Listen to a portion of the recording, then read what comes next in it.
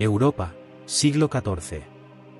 Las campanas de las iglesias aún repican sobre techos de tejas rojas, marcando el paso del tiempo en aldeas tranquilas y ciudades bulliciosas. El continente vive una etapa de transición. Las cruzadas han terminado, los reinos se han consolidado, el comercio florece a través de rutas que conectan el Mediterráneo con el norte de África y Asia. La nobleza acapara el poder, mientras campesinos y artesanos llenan las calles de una Europa en plena transformación. Las ferias, los mercados, las nuevas universidades, todo sugiere un futuro brillante.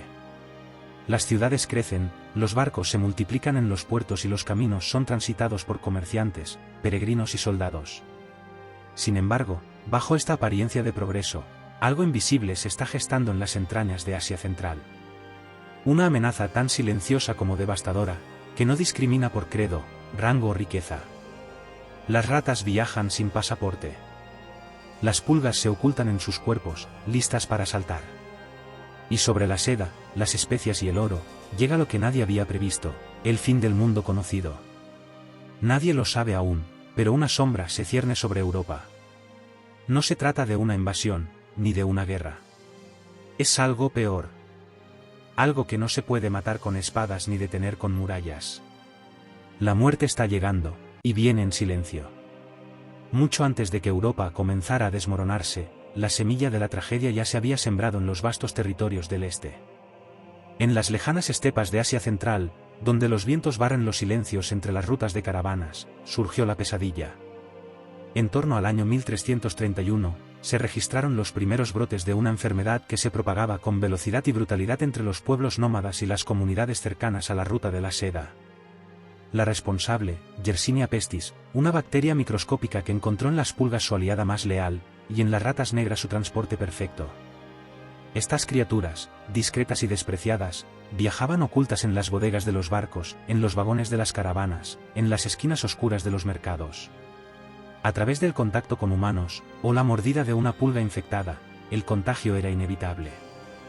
La ruta de la seda, que por siglos había sido un canal de riqueza y cultura, se convirtió sin saberlo en la autopista de la muerte. Desde las montañas del Asia Central, la enfermedad siguió el flujo del comercio hacia el oeste. Las ciudades portuarias y los enclaves comerciales eran puntos perfectos para incubar la plaga. Todo lo que Europa importaba, seda, especias, perfumes, esclavos, venía ahora acompañado por un pasajero invisible. El año 1346 marcó un punto de inflexión. En la ciudad de Caffa, en la península de Crimea, un asedio cambió el curso de la historia. Tropas mongolas sitiaban la ciudad controlada por comerciantes genoveses. Pero en medio del conflicto, la peste estalló entre los soldados mongoles. En un acto sin precedentes, comenzaron a lanzar los cadáveres infectados por catapulta sobre los muros de Caffa. Sin saberlo, protagonizaban uno de los primeros casos de guerra biológica documentada. Los genoveses huyeron en sus barcos, pero llevaban algo más que mercancías, llevaban la muerte. A finales de 1347, sus barcos atracaron en Mesina, Sicilia, y la plaga tocó suelo europeo. Desde allí, se esparció como un incendio en pasto seco, viajando de puerto en puerto, de ciudad en ciudad. La muerte había cruzado el mar. A finales de 1347, los vientos del sur traían consigo más que calor o comercio. En los puertos del Mediterráneo, la muerte llegó envuelta en velas negras. Barcos genoveses procedentes de Caffa atracaron en Mesina, al sur de Sicilia, con una carga maldita. Aquellos que se acercaron a ayudar vieron con horror a marineros agonizantes, cubiertos de bubones negros, delirando, sangrando por la boca y cayendo muertos antes de terminar la jornada. Las autoridades, aterradas, ordenaron la expulsión inmediata de los barcos. Pero ya era tarde. La peste había desembarcado. Desde Sicilia, la enfermedad saltó rápidamente a Génova y Venecia, extendiéndose por el norte de Italia con una velocidad inusitada. En Florencia, los médicos no daban abasto. Las familias se encerraban, los amigos se delataban, y las campanas funerarias no dejaban de sonar. El miedo era tan intenso como la fiebre. A lo largo de 1348, como una mancha de tinta derramándose sobre un mapa, la peste alcanzó Marsella, donde los cadáveres flotaban en el puerto. París, donde el aire parecía podrido y los cementerios rebosaban. Barcelona, Valencia y Sevilla, donde las procesiones se mezclaban con los gritos de agonía. En Londres, llegó por el puerto de Bristol, matando a decenas de miles en cuestión de meses. Alemania, Suiza, Austria y las zonas alpinas fueron barridas en 1349. En Escandinavia, la peste viajó con comerciantes hanseáticos. Un barco noruego llegó a Bergen sin un solo tripulante vivo, pero con la peste a bordo.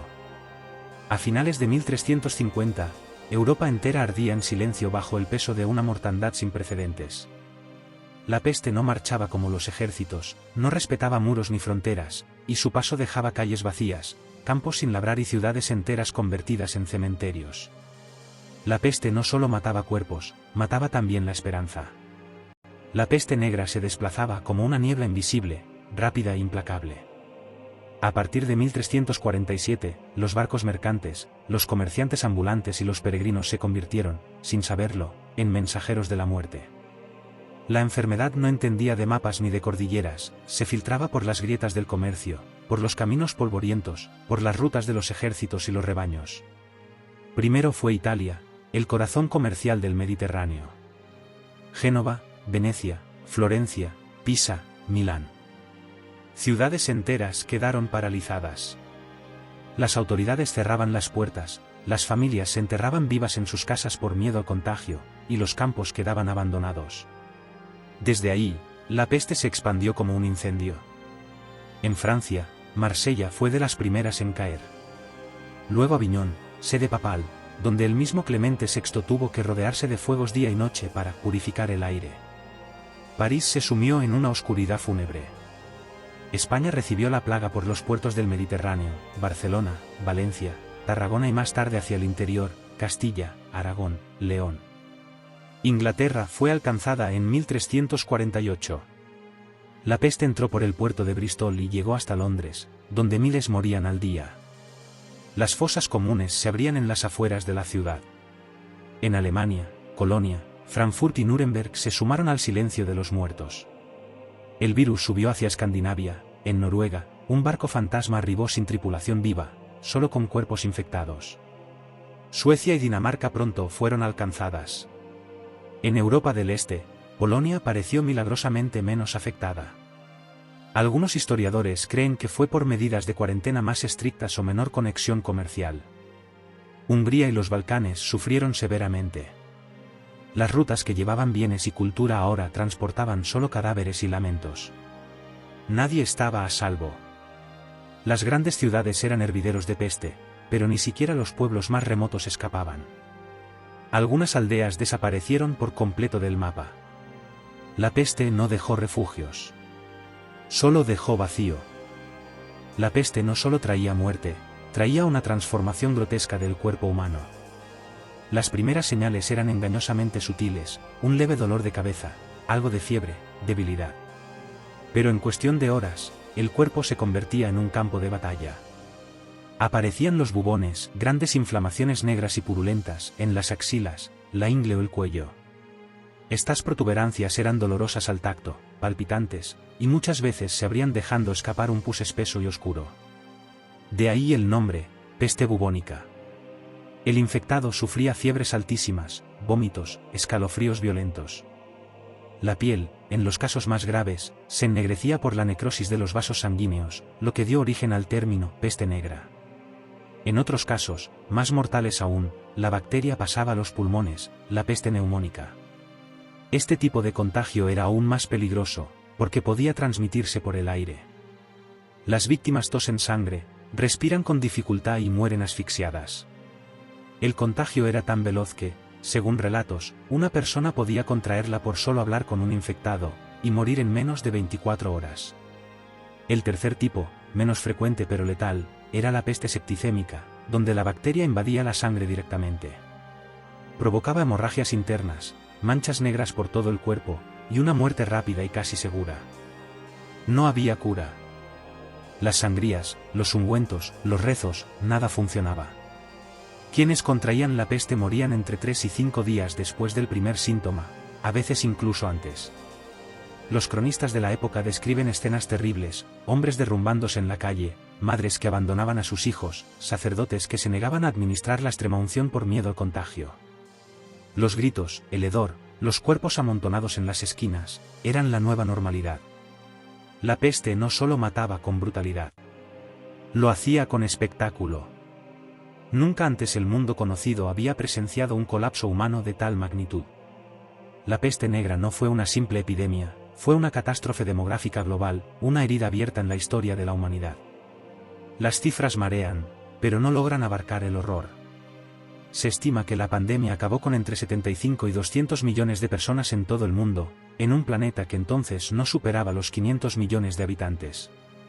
Europa perdió entre el 30% y el 60% de su población. Algunas ciudades quedaron reducidas a un puñado de sobrevivientes. Otras desaparecieron del mapa.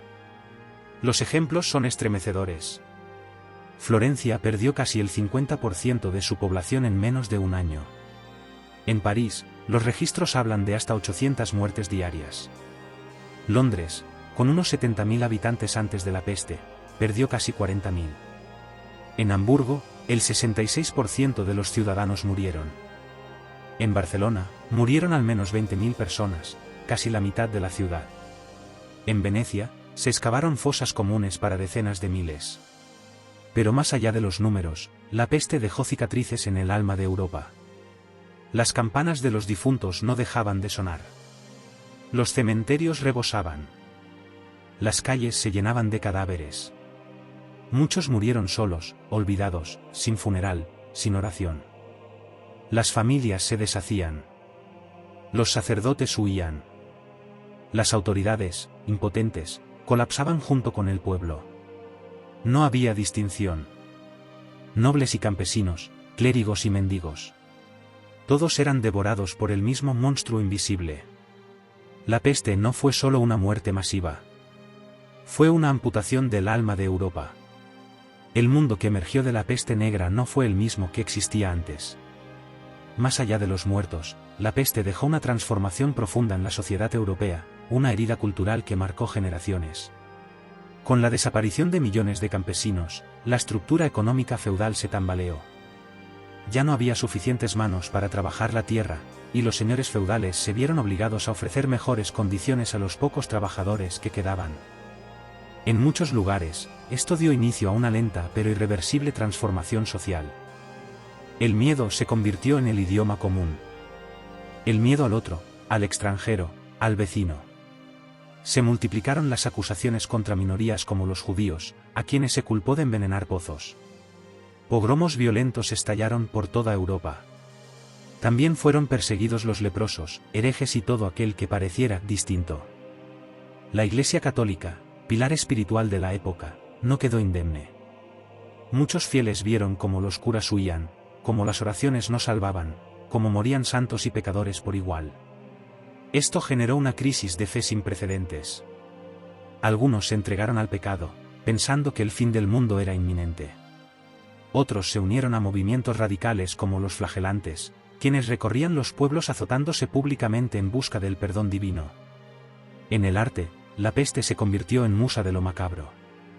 Aparecieron las danzas de la muerte, representaciones donde esqueletos bailaban con reyes, obispos y campesinos, recordando que todos eran iguales ante la guadaña. El color desapareció de las pinturas. El humor se volvió negro. La esperanza, escasa. La vida cotidiana cambió. Las fiestas fueron más cortas. Las bodas más sencillas. Los cementerios más grandes. Europa, golpeada hasta sus cimientos, comenzó a mirar el mundo con otros ojos. Menos inocentes. Más oscuros. Y profundamente marcados por la presencia constante de la muerte. Cuando la peste cayó sobre Europa, las instituciones más respetadas de la época, la Iglesia y la medicina, quedaron en evidencia. Ninguna estaba preparada para enfrentar el horror que se avecinaba.